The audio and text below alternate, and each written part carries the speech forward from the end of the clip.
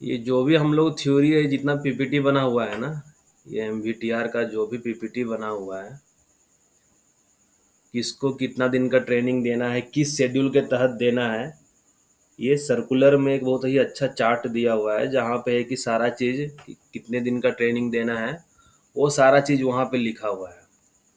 तो कुछ चीज़ है कि तुम लोग सर्कुलर से स्टार्टिंग में दिया हुआ है, बस यही चीज़ तुम लोग को ये ध्यान रखना है। ये जो दिया हुआ है ना यहाँ पे पूरा serial number, category of workers, reference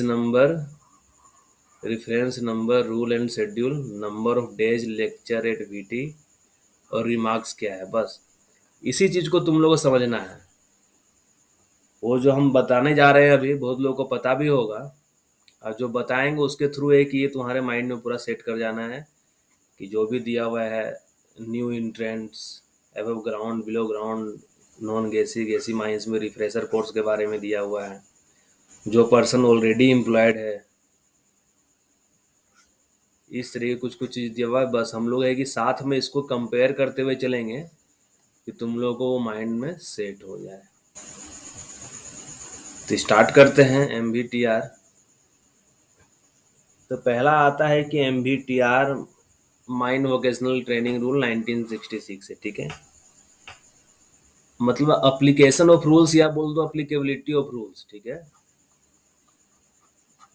chapter क्या है कि ये रूल कहाँ कहाँ अप्लीकेबल होगा, किस पे अप्लीकेबल होगा, लेकिन अंदर जो भी पॉइंट दिया हुआ है, अंदर वाले जो भी ए बी दिया हुआ है, उसके ऊपर ये रूल अप्लीकेबल नहीं होगा। जो एमवीटीआर है ना, वो रूल ये जो भी पर्सन का लिस्ट यहाँ पे दिया हुआ है उसके ऊपर अवेलेबल नहीं होगा। कुछ दिया हुआ है लास्ट में डी ई एंड जी लिख दिया है, ये डी ई एंड एफ वाला जो है, इसको है कि रिफ्रेशर ट्रेनिंग देना चाहिए, ऐसा दिया हुआ है। तो पहले देख लेते हैं कि मतलब किस पे ये अप्लीकेबल नहीं होगा। तो कोई भी मान लो जैसे माइंस में होता है ना, कुछ रेस्क्यू टीम आया, कुछ माइंस में इंसिडेंट हो गया, एक्सीडेंट हो गया, वहाँ पे है कि कोई, या माइंस को बचाना है, कुछ माइंस में ऐसा आग वगैरह लग गया, तो जो भी पर्सन को वहाँ पे एम्प्लॉयड किया जा रहा है for the purpose of saving life, ठीक है, या प्रॉपर्टी, और dealing with circumstances arising out of an accident, कि जो भी पर्सन को माइंस में एम्प्लॉय किया जा रहा है, किस लिए, या जिंदगी बचाने के लिए, या प्रॉपर्टी बचाने के लिए, या एक्सीडेंट के कारण जो भी सिचुएशन अराइज हुआ है उसको डील करने के लिए जिस भी पर्सन को वहाँ पे एम्प्लॉय किया जा रहा है, तो वो उसके ऊपर में एमवीटीआर लागू नहीं होगा। लेकिन क्या बोलता है कि इस केस में चाहिए कि ओनर, एजेंट, मैनेजर को चाहिए कि तुरंत, कि अगर इस तरीके के किसी भी पर्सन को एम्प्लॉय किया है माइंस में, तो तुरंत क्या करे, उसका नोटिस चीफ इंस्पेक्टर को दे दे। ये तुम लोग को ध्यान रखना है, क्योंकि पहला पॉइंट ही इसका बहुत ज़्यादा इंपॉर्टेंट है कि पूछ सकता है कि एमवीटीआर किस पे लागू नहीं होगा। तो ये इंपॉर्टेंट क्वेश्चन बनता है यहाँ से कि एमवीटीआर किस पे लागू नहीं होगा। दूसरा क्या है, जिस तरीके से माइंस एक्ट में जो था एग्जाम्पशंस कि वर्किंग आवर के 8 घंटा काम करना है, अंडरग्राउंड में ओपन कास्ट में 9 घंटे से ज़्यादा नहीं करना है, वीक में 48 घंटा से नहीं होना, लेकिन वो किसी चीज़ किसके लिए था कि वो लागू नहीं होगा। किसके लिए था वो, कि जो भी पर्सन वहाँ पे सुपरविजन, मैनेजमेंट या कॉन्फिडेंशियल कैपेसिटी में एम्प्लॉयड है, तो उसके ऊपर वो लागू नहीं होता था। उसी तरीके से यहाँ पे भी है कि जो भी पर्सन, जैसे मान लो मैनेजर हो गया, under manager, underground manager, assistant manager, ventilation officer, safety officer, तो ये जो भी लिखा हुआ है, अंडर मैनेजर बोलो, अंडरग्राउंड मैनेजर बोलो, असिस्टेंट मैनेजर बोलो, सब सेम है, ठीक है। अंडरग्राउंड मैनेजर इसलिए बोला जाता है क्योंकि अंडरग्राउंड में वो मैनेजर को असिस्ट करने के लिए है, तो अंडरग्राउंड मैनेजर बोल दिया गया। तो ये किसी भी प्रकार का मैनेजर हो गया, वेंटिलेशन ऑफिसर हो गया, सेफ्टी ऑफिसर हो गया, उसके ऊपर लागू नहीं होगा। कोई भी माइनिंग का, मैकेनिकल का, इलेक्ट्रिकल इंजीनियर होगा, उसके ऊपर लागू नहीं होगा। ओवरमैन हो गया, फोरमैन हो गया, माइनिंग सरदार, माइनिंग मेट, फोरमैन, और जो माइनिंग मेट मेनली यहाँ जो बोला जा रहा है ये मेटल माइंस में होता है। जैसे इलेक्ट्रिकल फोरमैन भी होता है, मैकेनिकल फोरमैन भी होता है, वो कोल माइंस में भी होता है, ठीक है। तो ओवरमैन, फोरमैन, सरदार मेट पे लागू नहीं होगा। कोई भी मैकेनिकल एंड इलेक्ट्रिकल फोरमैन या इलेक्ट्रिकल सुपरवाइजर है। अब देखो यहाँ पे मैकेनिकल इलेक्ट्रिकल फोरमैन की बात कर दिया है, तो यहाँ पे जो फोरमैन बोल रहा है ना, ये मेट बोल रहा है, ये माइनिंग मतलब मेटल माइनिंग वाले को मेनली बोला जा रहा है, ठीक है, उसके ऊपर लागू नहीं होगा। सर्वेयर हो गया, असिस्टेंट सर्वेयर हो गया, उसके ऊपर लागू नहीं होगा। कोई भी मेडिकल ऑफिसर, केमिस्ट, एसएयर, मेटलर्जिस्ट, ये सब कहाँ होता है? मेटलर्जिस्ट हो गया, एसएयर हो गया, ये मेटल माइनिंग में होता है। वेलफेयर ऑफिसर, पर्सनल ऑफिसर, इसके ऊपर लागू नहीं होगा। या अगर कोई भी वैसा पर्सन जिसमें चीफ इंस्पेक्टर को लगता है कि वो जो पोजीशन होल्ड कर रहा है वो सुपरविजन या मैनेजमेंट, जिस भी नाम से बोला जाए, अगर चीफ इंस्पेक्टर को लगता है तो उसमें ये एमबीटीआर लागू नहीं हो सकता है, छूट दे सकता है। साथ में क्या हो गया? शॉट फायर ब्लास्टर, क्लर्क हो गया, अकाउंटेंट हो गया, रजिस्टर कीपर हो गया। और कोई भी पर्सन जो अपने पढ़ाई के दौरान सेंट्रल गवर्नमेंट द्वारा अप्रूव्ड इंस्टीट्यूशन से अगर वो ट्रेनिंग किया हुआ है तो उस पर भी लागू नहीं होगा। कोई भी अप्रेंटिस मैकेनिक्स या अप्रेंटिस इलेक्ट्रीशियन, मैकेनिकल वाला या इलेक्ट्रिकल वाला जो भी अप्रेंटिस है, अगर वो भी है कि माइन मैकेनाइजेशन सेंटर जो चीफ इंस्पेक्टर के द्वारा अप्रूव्ड है, अगर वहाँ पे ट्रेनिंग किया हुआ है तो उस पर भी लागू नहीं होगा। लेकिन क्या बोल रहे हैं यहाँ पे, एग्जाम्सन की जो ग्राउंड मतलब एग्जाम्सन जो ग्रांट किया गया है कि एमबीटीआर डी ई एफ पे लागू नहीं होगा, लेकिन यहाँ पे क्या है कि sale be subjected to the condition. ये जो भी पर्सन जो है डी ई एफ में, वो रिफ्रेशर ट्रेनिंग में जरूर जाएगा। ये डी ई एफ वाले को रिफ्रेशर ट्रेनिंग में भेजना चाहिए। तो ये पहला ध्यान रखना, ये सभी को पता होना चाहिए कि कहाँ कहाँ एमबीटीआर लागू नहीं होगा। क्वेश्चन अगर अच्छा सोच सेट करने वाला रहे, सोच सोच के सेट करे, तो क्वेश्चन यही सेट करना चाहिए कि एमबीटीआर किस पर लागू नहीं होगा। ठीक है, ऐसा तुम लोग भी नोट्स अपना बना के लिख लेना, किस पर लागू नहीं होगा, और ये सभी पर्सन का नाम लिख लेना। बहुत लोगों को क्या होता है, जो नहीं पढ़ा हुआ है, यहाँ पे कंफ्यूजन हो जाएगा। एग्जाम में अगर आएगा क्वेश्चन 30 जगह पे कंफ्यूजन हो जाएगा कि कोई व्यक्ति को सेविंग प्रॉपर्टी के लिए ले लिया, लाइफ वगैरह बचाने के लिए, या डीलिंग विथ एक्सीडेंट के लिए, अगर जो कंडीशनर राइज हुआ है वहाँ पे एक्सीडेंट से डील करने के लिए इन्वॉल्व किया जा रहा है, तो उसके ऊपर एमबीटीआर लागू होगा कि नहीं, तो उसमें कंफ्यूजन होने का चांस एग्जाम में रहेगा। लेकिन हम बता दिए हैं तो कंफ्यूजन नहीं होगा।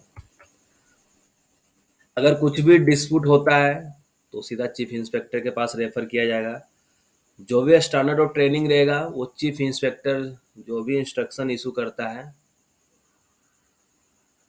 तो चीफ इंस्पेक्टर जो भी स्टैंडर्ड सेट किया हुआ है उसी के अकॉर्डिंग मान के चलो कि ट्रेनिंग देना है। तो यहाँ तक ज़्यादा कोई काम का नहीं था, पहला ही सिर्फ काम का था। अब आता है यहाँ से चैप्टर नंबर 3, क्योंकि अभी आगे पढ़ेंगे तो डायरेक्टली लिख देगा चैप्टर 3, चैप्टर 4। तो ध्यान रखना, चैप्टर 3 में क्या है, जनरल वोकेशनल ट्रेनिंग के बारे में दिया हुआ है।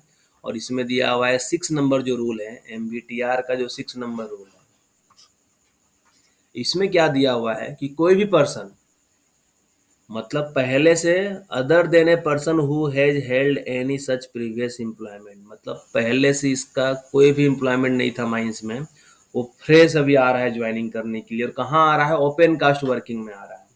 फ्रेश पर्सन है, पिछला पीछे कभी वो एम्प्लॉय था ही नहीं माइंस में, और वो फर्स्ट ओपन कास्ट वर्किंग में आ रहा है, तो उसको सीधा क्या दिया जाएगा? फर्स्ट शेड्यूल के तहत। ध्यान रखना, यहीं से तुम लोगों को शेड्यूल स्टार्ट हो रहा है कि फर्स्ट शेड्यूल के तहत उसको गैलरी और technical training, course of technical और गैलरी ट्रेनिंग। गैलरी मतलब वर्कशॉप, ठीक है ना, जो वर्कशॉप नहीं होता सेमिनार वगैरह टाइप से होता है, वही वर्कशॉप ट्रेनिंग दिया जाएगा इसको। गैलरी मतलब वर्कशॉप, समझना, ठीक है।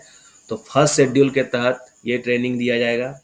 और साथ में क्या है कि ठीक है, ये ट्रेनिंग दिया गया, थियोरेटिकल ट्रेनिंग उसको मिल गया, लेकिन on the job training, practical, mines में भी जाके जो भी काम में उसको इन्वॉल्व करेंगे ओपन कास्ट वर्किंग में, तो उसका माइंस में भी जाकर ट्रेनिंग देना है। तो ऑन द जॉब ट्रेनिंग या practical training on actual operation कम से कम 6 दिन का।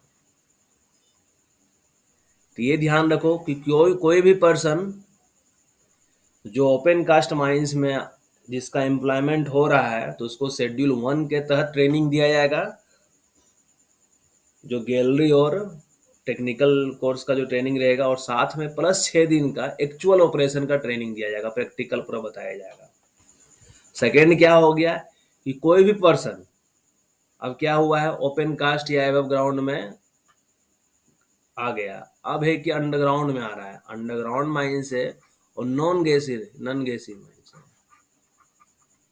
तो उस केस में क्या किया जाएगा कि शेड्यूल 2 के तहत ट्रेनिंग दिया जाएगा, प्लस 12 दिन का कम से कम एक्चुअल ऑपरेशन का ट्रेनिंग दिया जाएगा, 12 दिन का। ये ध्यान रखना।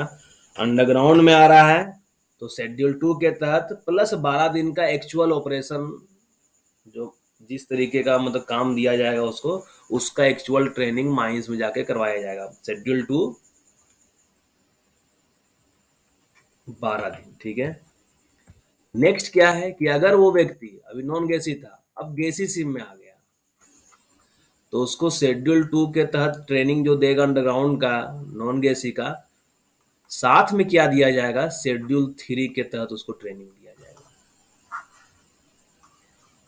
ये गैसी माइंस के लिए हो गया, जिसमें lamp handling, flame safety lamp से कैसे गैस परसेंटेज का जांच करना है, तो ये सारा है, ठीक है। तो ये ध्यान रखो, यहाँ पे क्या पढ़े हम लोग 6 नंबर में अभी, कि अगर कोई व्यक्ति ओपन कास्ट वर्किंग में आ रहा है तो शेड्यूल 1 के तहत gallery plus theoretical training plus not less than 6 days का ट्रेनिंग दिया जाएगा। अगर कोई व्यक्ति अंडरग्राउंड माइंस में आ रहा है और वो नॉन गैसी माइंस है, तो उसको शेड्यूल 2 के तहत नॉट लेस देन 12 डेज का ट्रेनिंग दिया जाएगा। और अगर कोई व्यक्ति गैसी माइंस में आ रहा है तो उस केस में शेड्यूल 3 प्लस ये शेड्यूल नॉन गैसी वाला जो भी था ना, क्योंकि उसमें खाली गैस का डिफरेंस हो गया ना, वो गैसी हो गया नॉन गैसी हो गया, तो ये शेड्यूल 2 प्लस 12 डेज का ट्रेनिंग दिया है। ये सभी को पता होना चाहिए। ये किसके लिए है, कोई एकदम फ्रेश जो एम्प्लॉयमेंट लेने जा रहा है माइंस में, जो एम्प्लॉय किया गया है, ठीक है। ये 6 नंबर था, चैप्टर 3 का 6 नंबर में था, जनरल वोकेशनल ट्रेनिंग, ठीक है। चैप्टर 3 का जो 6 नंबर रूल था, जिसमें जनरल वोकेशनल ट्रेनिंग के बारे में दिया हुआ है, इसमें यही 3 चीज वहां से जो निकल के आता है, यही चीज है। अब 7वां नंबर जो रूल है, इसमें क्या दिया हुआ है कि training of persons previously employed, कि जो व्यक्ति पहले से माइंस में एम्प्लॉयड था, ठीक है। अब यहाँ पे क्या आता है कि बिफोर ए पर्सन, जो प्रीवियसली क्या किया है, वर्क किया है माइंस, तो बताया ना शेड्यूल 3 में जो भी होगा, शेड्यूल 3 जो भी होगा, शेड्यूल 2 हो गया प्लस 12 डेज हो गया, और शेड्यूल 3 के तहत जो भी ट्रेनिंग होगा वो उसको दिया जाएगा शेड्यूल 3 के तहत। अब क्या है कि जो पर्सन पहले से माइंस में एम्प्लॉयड था, ठीक है ना, अब जैसे है कि वो पर्सन ओपन कास्ट वर्किंग में था या एबव ग्राउंड में था, ओपन कास्ट में था या एबव ग्राउंड में था, अब वो जा रहा है अंडरग्राउंड माइंस में,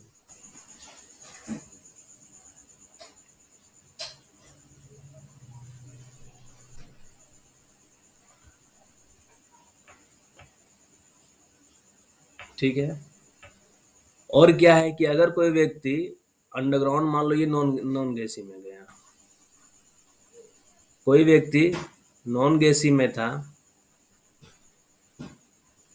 और ये गैसी माइंस में जा रहा है, तो उसको जो अभी सब रूल 6 में पढ़े हैं उसके अकॉर्डिंग ट्रेनिंग दी जाएगा। मान लो ये ओपन कास्ट में था, अब इसको क्या कर दिया गया है, पहले से ऑलरेडी एम्प्लॉयड है, अब ये अंडरग्राउंड में चला जा रहा है, तो उसको सिर्फ नॉन गैसी वाला ट्रेनिंग दिया जाएगा।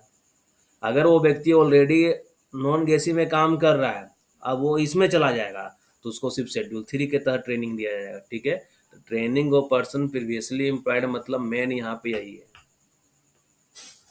अभी कोई माइंस नॉन गैसी माइंस नहीं है, तो सबको 3 के अकॉर्डिंग ही देगा, ठीक है। वो चीज़ इसमें देखो अभी तक रिवाइज नहीं किया है, ठीक है ना, बाकी बहुत सारा चीज़ इसमें रिवीजन किया हुआ है, लेकिन इसके बारे में अभी सर्कुलर में भी नहीं लिखा हुआ है, तो इसलिए अभी जो दिया हुआ है तो वैसा ही तुमको समझ के चलना है, ठीक है। यहाँ क्या बताएं, अगर ओपन कास्ट या वेब ग्राउंड में है, अंडरग्राउंड में आ गया तो उसको सिर्फ अंडरग्राउंड का ट्रेनिंग दिया जाएगा, ये वाला।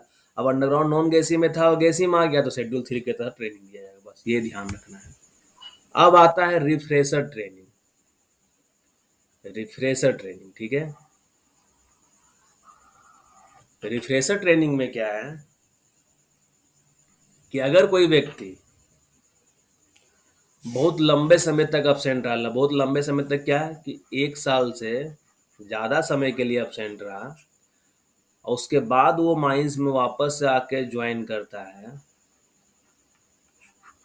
तो ज्वाइन करेगा तो तीन ही जगह ज्वाइन कर सकता है, या एबव ग्राउंड, या ओपन कास्ट में, या अंडरग्राउंड नॉन गैसी में, या अंडरग्राउंड गैसीसी में। यही तीन जगह ज्वाइन कर सकता है।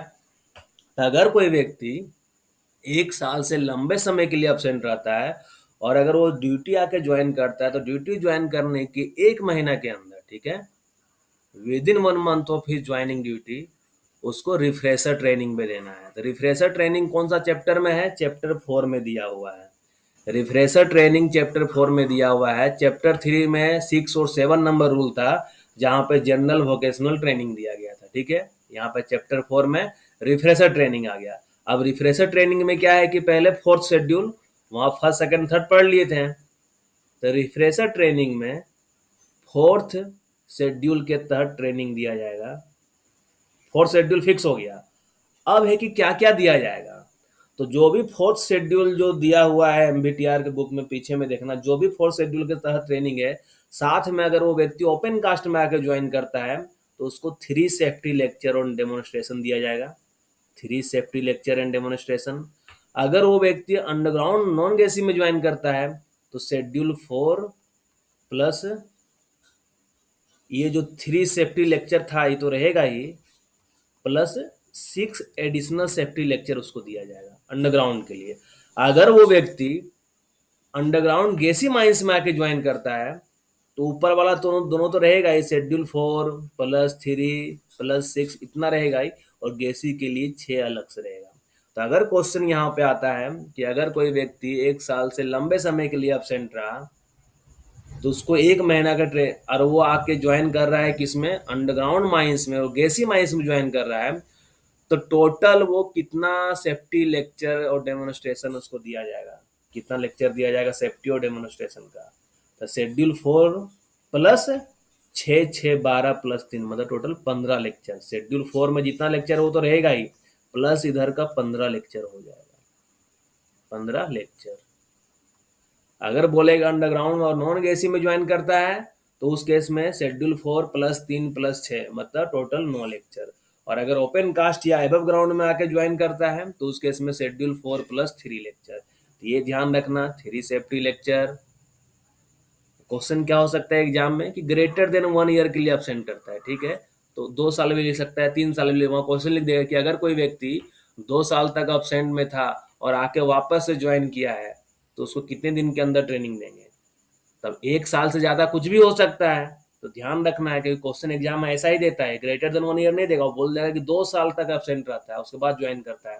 तो फिर वहाँ दिमाग घूम जाता है एग्जाम में कि 1 मंथ तो पढ़े थे कि 1 साल से ज्यादा के लिए, अब एग्जैक्ट 2 साल के लिए पूछ दिया तो एग्जाम में ये सब कंफ्यूजन हो जाता है छोटा छोटा चीज। ध्यान रखना है 1 साल से ज्यादा कुछ भी रहेगा, 2 साल 3 साल 5 साल 10 साल, उसको 1 महीना के अंदर ज्वाइनिंग करने के अंदर ट्रेनिंग दे देना है, ठीक है, ज्वाइनिंग करने के 1 महीना के अंदर।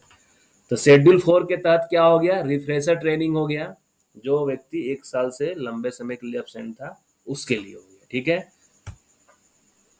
अब यहाँ पे भी क्या आता है कि training of persons already employed, कि जो व्यक्ति ऑलरेडी एम्प्लॉयड था तो उसको फिर ट्रेनिंग कैसे दिया जाएगा? तो every person in employment in A mine, जब ये रूल आया था रिफ्रेशर ट्रेनिंग जो 8 में अभी जो हम लोग पढ़े हैं कि ऐसा ट्रेनिंग दिया जाएगा, तो क्या बोलता है कि प्रत्येक साल, ठीक है ना, कि एवरी ईयर, जिस तरीके से पीएमई क्या होता है, पीएमई हर एक साल 20% का जो जितना भी मैन पावर है उसका 20% का हम लोग को पीएमई करवाना है, तो उसी तरीके से यहाँ पे है कि प्रत्येक साल 1/5 ऑफ द पर्सन जो भी एम्प्लॉयड है उसको ट्रेनिंग के लिए भेजा जाएगा। 1/5 बोलो या 20% बोलो, दोनों सेम चीज है।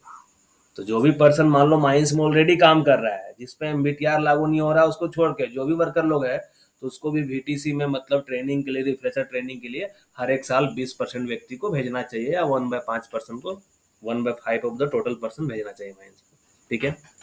10वां में क्या दिया हुआ है कि training of person employed below ground in gassy mines, कि कोई व्यक्ति अंडरग्राउंड माइंस में और गैसी माइंस में एम्प्लॉयड है, तो इसमें क्या बोलता है कि with in a period of 1 year from the commencement of this rule, वो पर्सन है, कम से कम उसको रिफ्रेशर ट्रेनिंग है ना, फोर्थ शेड्यूल के अंदर, शेड्यूल 4 का जो 3 में था कि addition for the gassy mine worker, मतलब टोटल 6 जो लेक्चर था ना सिर्फ एडिशनल, तो उसको 6 लेक्चर दिया जाएगा।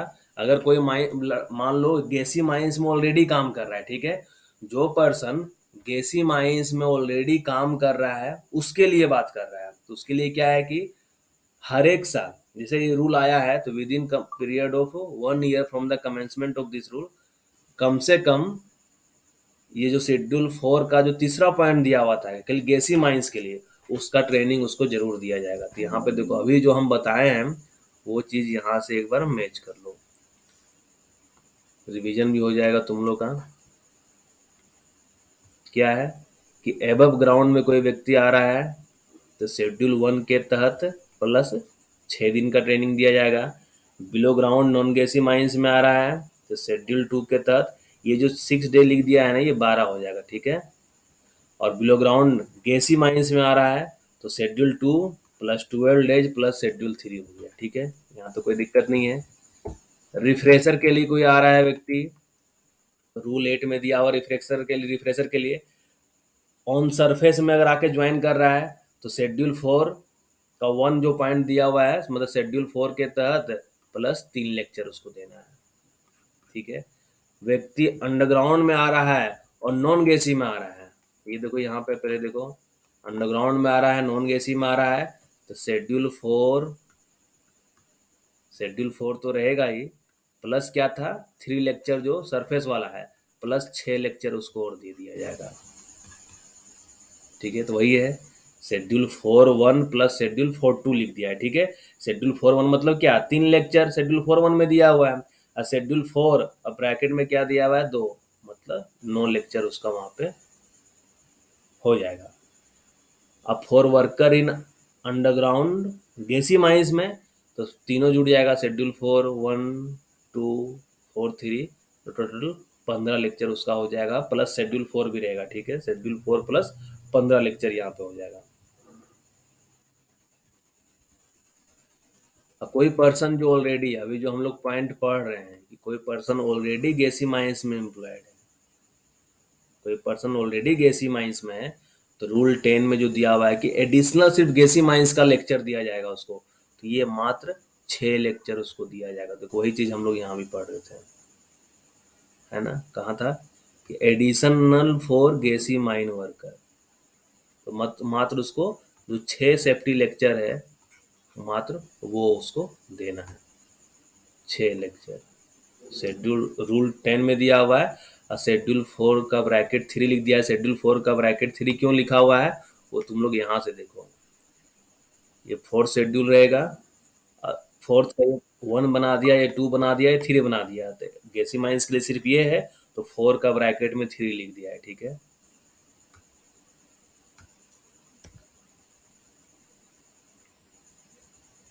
पीडीएफ सेंड हो जाएगा, उसका टेंशन नहीं। यहाँ पे क्या था, आप देखो यहाँ पे गैसी माइंस के लिए बोल दिया है, ठीक है। तो यहाँ पे किसके बारे में बोल रहा है, training of person already employed मतलब नॉन गैसी माइंस में, और एबव ग्राउंड की बात कर रहा है, ठीक है, एबव ग्राउंड की बात कर रहा है यहाँ पे।